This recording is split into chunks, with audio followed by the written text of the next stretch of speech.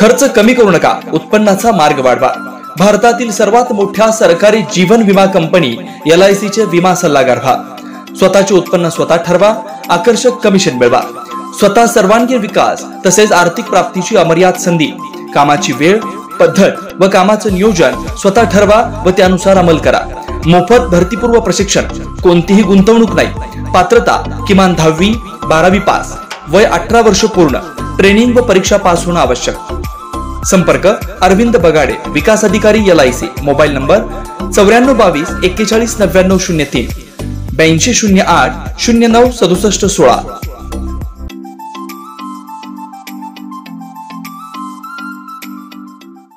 अखिल भारतीय श्री स्वामी समर्थ गुरुपीठ श्री क्षेत्र त्र्यंबकेश्वर नाशिक गुरुपीठाचे पीठाधीश परमपूज्य गुरु माऊली यांच्या आदेशानुसार व गुरुपुत्र चंद्रकांत दादा यांच्या मार्गदर्शनाखाली नृसिंहवाडीसह गाणगापूर, पिठापूर, दत्तधाम तसेच त्र्यंबकेश्वर गुरुपीठ व देश विदेशातील सर्व श्री स्वामी समर्थ केंद्रात श्री स्वामी समर्थ पुण्यतिथी निमित्त एकाच वेळी सुरू होणाऱ्या सप्ताहासाठी येणाऱ्या सेवेकरी भाविकांचं स्वागत। अखिल भारतीय श्री स्वामी समर्थ गुरुपीठ, दत्तधाम, नृसिंहवाडी।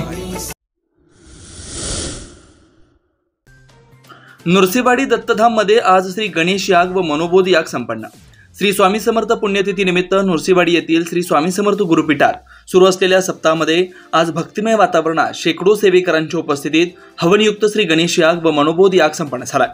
अखिल भारतीय श्री स्वामी समर्थ गुरुपीठ त्र्यंबकेश्वर नाशिकचे पीठाधीश परमपूज्य गुरु माऊली यांच्या आदेशानुसार व गुरुपुत्र चंद्रकांत दादा यांच्या मार्गदर्शनाखाली नृसिंहवाडीसह गाणगापूर, पिठापूर व त्र्यंबकेश्वर या 4 गुरुपीठात तसेच देश विदेशातील सर्व श्री स्वामी समर्थ केंद्रात एकाच वेळी अखंड नाम जप यज्ञ सप्ताह सुरू आहे। सध्या तापमानाची तीव्रता पाहता सेवा करताना सेवेकरांना उष्म्याचा त्रास होऊ नये म्हणून परमपूज्य गुरु माऊली यांच्या आदेशानुसार दैनंदिन कार्यक्रमांच्या वेळामध्ये बदल करण्यात आला।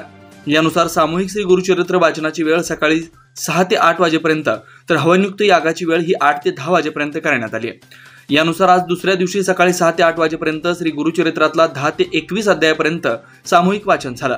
8 वाजता भोपाळी आरती झाली। आरतीनंतर स्वामींच्या मूर्तीवर मान्यवरांच्या हस्ते अभिषेक व षोडोपचार पूजा करण्यात आली। यज्ञ विभागामध्ये याज्ञिकीने विधिवत मंत्रोच्चाराने सकाळी यजमानांच्या हस्ते नित्य स्वाहाकार केला।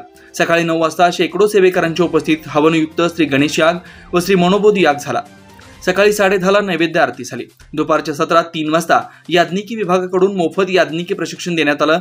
तसेच सामूहिक श्री दुर्गा सप्तशती, स्वामी चरित्र सारामृत पाठ वाचन, पर्जन्य सूक्ताचं पठण करण्यात आलं।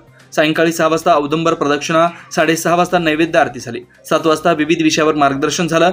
नित्य सेवा व नित्यधान मध्ये गीतेचा 15वा अध्याय, विष्णू सहस्त्रनाम, तुकारामाचे अभंग, शांतीपाठ आदी सेवा करण्यात आल्या।